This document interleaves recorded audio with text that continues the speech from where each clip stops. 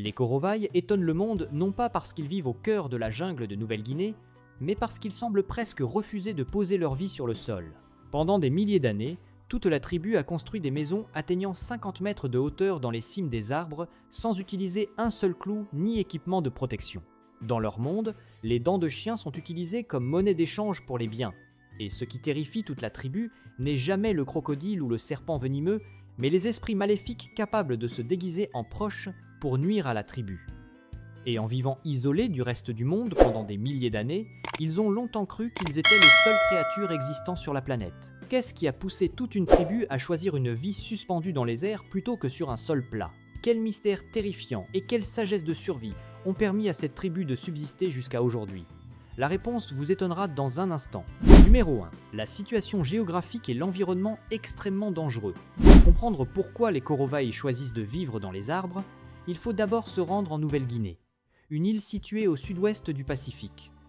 Vue du ciel, l'île a la forme d'un immense oiseau déployant ses ailes. C'est la deuxième plus grande île du monde, juste après le Groenland. Mais alors que le Groenland est célèbre pour ses glaces, la Nouvelle-Guinée est un monde totalement opposé, avec ses forêts denses, son climat chaud et humide et sa nature sauvage. Aujourd'hui, la Nouvelle-Guinée est divisée en deux parties par une frontière presque rectiligne. La partie Est est le pays de la Papouasie-Nouvelle-Guinée, tandis que la partie Ouest appartient à l'Indonésie et est appelée Papouasie. C'est dans le bassin du fleuve Brazza de cette région que les Korovaï vivent depuis de nombreuses générations. Cet endroit est considéré comme l'un des plus reculés et inaccessibles de la planète. La forêt tropicale recouvre tout, entrecoupée de vastes marécages formant un labyrinthe naturel presque sans fin. L'humidité y est toujours très élevée, rendant le bois difficile à enflammer et même le papier se ramollit rapidement à cause de la vapeur. Il n'existe aucune route reliant les villages de la région. Pour atteindre le bassin du fleuve Brazza, vous n'avez que deux options. Prendre un petit avion, atterrissant sur les rares terrains dégagés, ou naviguer pendant plusieurs jours sur des rivières troubles. Ce voyage est toujours semé d'innombrables dangers. Les crocodiles marins dominent sous l'eau, tandis que sur la terre ferme, des serpents venimeux et des moustiques porteurs de la malaria guettent. Une petite erreur peut faire tourner le voyage au pire. Dans un tel environnement, vivre au niveau du sol n'a jamais été une option sûre pour les Korovaï. Ils ont décidé de porter toute leur vie en hauteur. Les maisons dans les arbres ne sont pas seulement des refuges, mais aussi des forteresses qui les protègent de la plupart des menaces qui les guettent sous la forêt. Numéro 2. La façon dont les Korovaï vivent dans les arbres. Avez-vous déjà réfléchi à la manière dont les Korovaï maintiennent leur vie quotidienne en haut des arbres ? En réalité, tout, de l'approvisionnement en eau à la propreté de leur espace de vie et à la cuisine, est soigneusement planifié pour tirer pleinement parti des lois de la nature.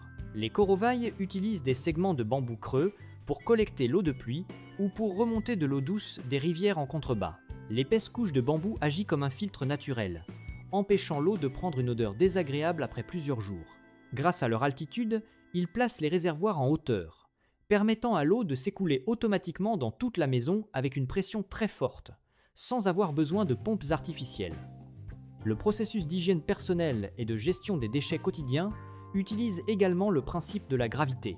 Tous les déchets domestiques sont directement déversés sur le sol humide de la forêt en dessous. Dans les forêts anciennes au climat chaud et humide, ces déchets se décomposent rapidement, se transformant en une source de nutriments organiques abondants qui nourrissent la végétation environnante. Cette méthode permet à leur maison, perchée à plusieurs dizaines de mètres de hauteur, de rester toujours propre et aérée.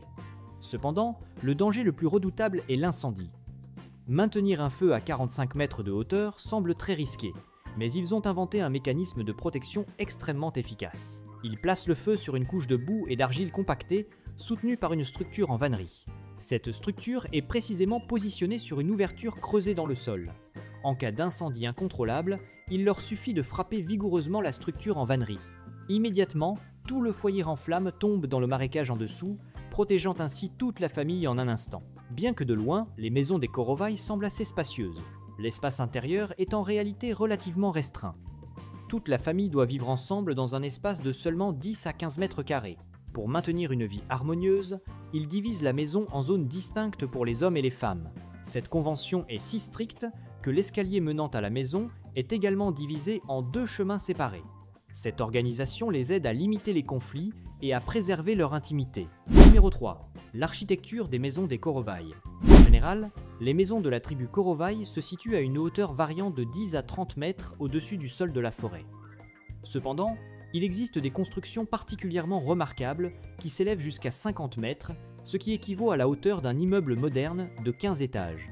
Cette hauteur impressionnante permet à la maison de dépasser complètement la canopée des petits arbres, lui permettant ainsi de bénéficier d'une meilleure lumière du soleil. Ce qui nous étonne, c'est qu'ils peuvent ériger de telles structures gigantesques directement sur un tronc d'arbre en croissance, sans avoir besoin de grues spécialisées, sans utiliser de harnais de sécurité et sans aucun outil en métal. Pour commencer la construction, les habitants recherchent un vieux figuier robuste pour établir le pilier central. Au lieu de simplement entourer le tronc, ils appliquent une méthode audacieuse consistant à abattre complètement la partie supérieure et le feuillage, tout en conservant les racines intactes. Ils appellent cette fondation Ohul, ce qui signifie un socle de maison capable de grandir par lui-même. Grâce à la poursuite de la croissance de l'arbre, le système racinaire s'enfonce profondément dans le sol, rendant la construction de plus en plus solide avec le temps, sans craindre de pourriture comme c'est le cas pour le bois sec. Pour achever un tel habitat, tous les membres de la famille doivent unir leurs forces. Les hommes prennent en charge les tâches les plus lourdes et les plus dangereuses, comme l'assemblage de la charpente, la fixation des poutres en bois ou l'escalade dans des positions périlleuses. Pendant ce temps, les femmes jouent un rôle de soutien essentiel en s'enfonçant dans la jungle pour récolter des milliers de feuilles de sagou pour la toiture, chercher des lianes flexibles pour attacher les joints et écorcer des morceaux d'écorce d'arbres pour construire les murs. Cette architecture unique pose certainement un défi à de nombreux ingénieurs. La maison est conçue pour osciller et se plier harmonieusement face aux rafales de vent des tempêtes. Les nœuds en liane confèrent à la structure une excellente élasticité, rendant ainsi les risques de rupture très faibles. Les murs sont également construits à partir de morceaux d'écorce d'arbres séparés, ce qui permet de remplacer facilement une partie endommagée en la retirant et en la remplaçant par une nouvelle. Le sol n'est pas constitué de planches de bois massif, mais tissé à partir de nombreuses petites lattes de bois formant un grand treillis. Cette structure intelligente témoigne de leur ingéniosité dans des conditions de survie difficiles, car elle répartit le poids uniformément sur toute la surface et minimise le risque de fissure. S'installer à une telle hauteur permet non seulement d'éloigner les insectes nuisibles et les serpents au sol, mais constitue également une solution de défense contre les tribus hostiles et les forces spirituelles mystérieuses. L'unique accès à la maison est un tronc d'arbre long, creusé de petites encoches pour servir d'escalier. Cependant, l'aspect intéressant est que cette échelle n'est pas facile à conquérir, car elle est intentionnellement conçue pour osciller fortement à chaque pas. Cela peut sembler peu pratique, mais en réalité, cette instabilité apporte d'énormes avantages. Tout d'abord, elle fonctionne comme un dispositif d'alerte automatique. Quiconque monte est immédiatement détecté par ceux qui se trouvent à l'intérieur grâce au son et à la fréquence de mouvement caractéristiques. Ensuite, cette échelle constitue un bouclier de protection très efficace. Pour un chemin qui vacille constamment à plusieurs mètres de hauteur, un intrus sans compétence ne pourra certainement pas grimper. La peur intense de se tenir sur une échelle instable pousse ainsi les mal intentionnés à reculer. Les Korovai sont tellement habitués au fonctionnement de cette échelle qu'ils peuvent deviner avec précision quel membre de la famille rentre simplement en ressentant le rythme des vibrations. Lorsque le mari rentre de la chasse, sa femme à l'intérieur le ressent immédiatement et prépare une boisson fraîche pour l'accueillir. De plus, il existe une coutume intéressante. Avant de s'installer officiellement dans leur nouvelle maison dans les airs, les femmes Korovai s'épilent mutuellement les cheveux avec des morceaux de bambou aiguisés. Dans un environnement de forêt primaire où l'humidité est toujours très élevée, c'est la méthode la plus efficace pour maintenir l'hygiène corporelle et prévenir le développement de parasites avant de commencer un nouveau chapitre de leur vie. Ce rituel d'épilation est parfois accompagné de l'application d'une couche d'huile d'arbre sur le cuir chevelu pour apaiser les éraflures et créer un parfum distinctif qui repousse les insectes volants. Numéro 4. Les tabous des Korovai. À côté des coutumes étranges liées au mariage et à la naissance, le réseau de tabous de la tribu Korovai est également un sujet tout aussi captivant. Le plus marquant d'entre eux est la règle d'évitement absolu entre le gendre et la belle-mère. Cela peut sembler absurde à première vue, mais un homme Korovai, une fois marié, ne doit jamais voir sa belle-mère, ne doit avoir aucun contact physique et ne doit absolument pas discuter ou se confier à elle. Cette tribu croit que quiconque franchit cette frontière interdite fera subir à ses enfants la punition des puissances supérieures sous forme de maladies terribles ou de calamités mystérieuses. La peur pour la sécurité de leurs descendants constitue une barrière psychologique forte qui les pousse à respecter ces règles sans avoir besoin de contraintes extérieures. Cependant, si l'on examine cela de manière plus réaliste, ce n'est pas un signe de retard, mais plutôt une méthode de gestion communautaire très astucieuse. Imaginez une maison sur pilotis d'environ 10 mètres carrés, suspendue dans les airs. En cas de conflit ou de désaccord, les membres de la famille n'auraient aucun moyen de s'évader. Les tensions entre la belle-mère et le gendre sont un problème épineux dans toutes les cultures. Mais les Korovai l'ont éliminé dès le départ en établissant une zone tampon obligatoire. L'élimination totale des communications directes permet d'éviter que des divergences d'opinion ou de mode de vie ne se transforment en querelles enflammées. Ce système de lois coutumières strictes est également largement appliqué à de nombreux liens différents au sein du village. Dès leur jeune âge, chaque individu est formé pour comprendre avec qui il peut interagir et avec qui il doit éviter de croiser le regard. Grâce à ces règles implicites, toute une grande famille multigénérationnelle peut maintenir une vie harmonieuse ensemble dans les arbres pendant une longue période. Numéro 5. La culture du mariage des Korovai.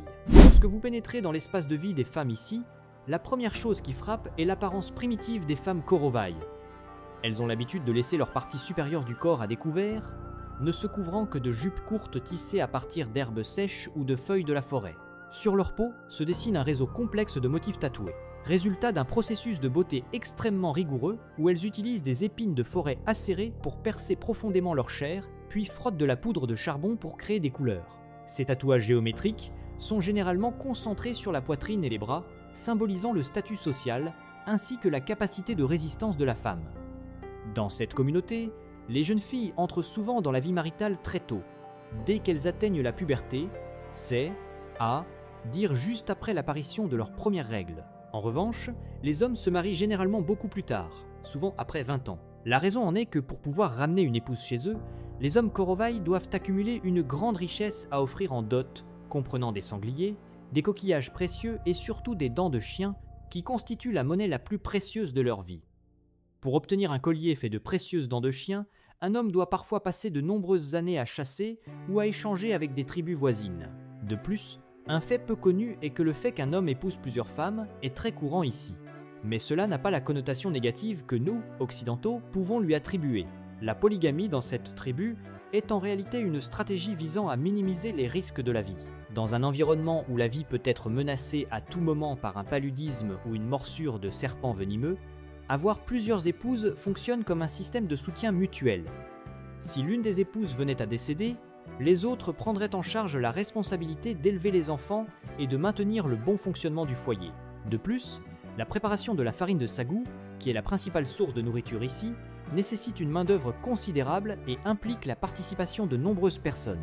Avoir plusieurs épouses signifie disposer de plus de main-d'œuvre pour garantir la subsistance de toute la tribu. C'est une question de survie très pragmatique, car ils ont besoin d'un grand nombre de personnes pour compenser les pertes qui peuvent survenir à tout moment. Cependant, la chose la plus étrange dans les coutumes matrimoniales des Korovai est le processus d'accouchement, une expérience qui peut être comparée à franchir le seuil de la mort. Contrairement à la présence de proches ou au soutien de médecins dans des hôpitaux modernes, les femmes ici doivent se rendre seules au plus profond de la forêt pour accoucher. Elles doivent endurer les douleurs de l'accouchement, déchirantes et isolées dans la vaste obscurité, sans aucune aide, puis utiliser des tiges de bambou aiguisées pour couper le cordon ombilical du nouveau-né. Si vous vous mettiez à leur place, auriez-vous le courage de surmonter ce défi ? Les mères ne sont autorisées à rentrer chez elles qu'une fois qu'elles et leurs bébés sont complètement rétablis et en bonne santé. Que pensez-vous de ce mode de vie et de ces coutumes ? N'hésitez pas à laisser vos commentaires ci-dessous et n'oubliez pas de partager d'où vous regardez cette vidéo. Numéro 6. La coutume de la consommation de chair humaine. En évoquant les Korovai, ce qui les rend célèbres à l'échelle mondiale, mais aussi controversés, c'est leur pratique du cannibalisme. Cependant, la plupart de ce que nous savons sur cette coutume est erroné. Ne pensez pas qu'ils mangent de la chair humaine par faim, par manque de nutriments ou par nature sauvage. En réalité, les Korovai considèrent que le fait de manger de la chair humaine est une action extrêmement répugnante et est strictement interdite dans leur vie quotidienne. Alors pourquoi continuent-ils à le faire ? La réponse réside dans le fait qu'ils n'ont absolument aucune notion de médecine ou de bactéries. Dans la forêt profonde, lorsqu'une personne en bonne santé s'effondre soudainement et meurt d'une fièvre ou d'une infection, les Korovai ne croient pas qu'il s'agit d'une maladie. Ils pensent que cette personne a été tuée par un démon nommé Kakua.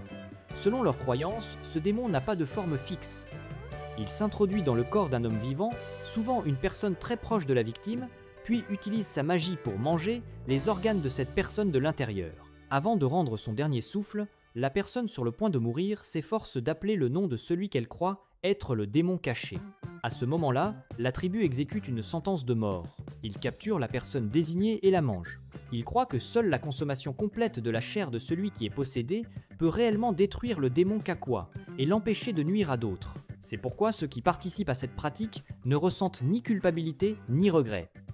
Dans leur esprit, ils ne mangent pas la chair de leur ami ou de leurs proches, mais ils éliminent un monstre pour sauver toute la tribu. Numéro 7. Système de gestion du temps lié au palmier sagou. Lorsque les règles sociales ont permis à la famille de rester stable, les Korovai peuvent alors se concentrer sur la manière de se nourrir et de survivre. Dans un environnement aussi rude que le bassin du fleuve Braza, il est crucial de savoir quand faire quoi. Les Korovai n'ont ni calendrier ni montre, mais ils parviennent à percevoir le temps à travers les changements de la nature. Par exemple, ils se donnent rendez-vous lors de la 3e pleine lune depuis que ce palmier est tombé, ou attendent que les fleurs de bois de fer s'épanouissent. Cette méthode de calcul n'est pas du tout vague, mais extrêmement pratique. Elle leur permet de planifier des activités majeures, ils construiront leur maison pendant la saison sèche pour éviter les inondations, ou chasseront au moment où les animaux sauvages migrent à travers leur territoire. C'est leur capacité à lire les signaux de la terre et du ciel qui leur permet d'être toujours bien préparés pour ne jamais se retrouver en situation de pénurie. La principale source de nourriture qui permet aux Korovai de survivre est le sagou. Pour obtenir un repas, hommes et femmes doivent travailler ensemble de manière très coordonnée. Les hommes s'occupent des tâches lourdes, comme abattre d'énormes palmiers sagou à l'aide de haches en pierre et enlever l'écorce dure. Juste après, les femmes commencent la partie la plus laborieuse, qui consiste à écraser la chair du palmier avec des marteaux en bois, puis à la rincer. Elles doivent passer des heures dans l'eau, piétinant et filtrant la fécule dans des canaux en bois, jusqu'à obtenir une poudre blanche pure. C'est cette poudre qui constitue la principale source d'énergie pour toute la tribu. Cependant, les Korovai ne se contentent pas d'exploiter le sagou pour obtenir de la farine. Ils ont également une astuce très ingénieuse pour obtenir des protéines sans avoir à risquer la chasse. Après avoir extrait toute la farine, ils ne jettent pas le tronc de l'arbre, mais le laissent décomposer dans des endroits humides pour attirer les coléoptères à pondre leurs œufs. Quelques semaines plus tard, ils reviennent et récoltent une multitude de larves blanches grasses. Bien que ces larves puissent sembler répugnantes, elles sont en réalité extrêmement riches en protéines, ce qui est très bénéfique pour la santé des jeunes enfants. Ce système démontre une planification à long terme et une optimisation des ressources, comparable aux techniques agricoles modernes. En substance, ils exploitent une ferme de protéines durables en utilisant des processus biologiques naturels. Numéro 8. La croyance spirituelle de la tribu Korovai. La croyance des Korovai en des forces surnaturelles ne sert pas seulement à appliquer des châtiments sévères, mais joue également un rôle en tant que code de loi extrêmement efficace pour la protection de l'environnement. Dans leur vision du monde, la forêt dense n'est pas un espace vide, mais un lieu spirituel chargé de signification. Éparpillées sur le territoire de la tribu se trouvent des zones appelées Wotop. Ce sont des régions strictement interdites, où résident des dieux créateurs invisibles. Selon la légende des Korovai, ces dieux ne sont ni doux ni cléments. Ils sont décrits comme des êtres pleins de colère et de honte, qui se sont retirés du monde humain pour se cacher dans des terrains escarpés tels que des confluences de rivières, des grottes étranges ou des racines d'arbres millénaires. Les Korovai croient que le moindre pas intrusif ou le moindre bruit perturbant le silence des dieux entraînera immédiatement une punition surnaturelle sous forme de maladie et de mort. Cette peur a involontairement transformé les zones Wotop en véritables réserves naturelles parmi les plus préservées de la planète.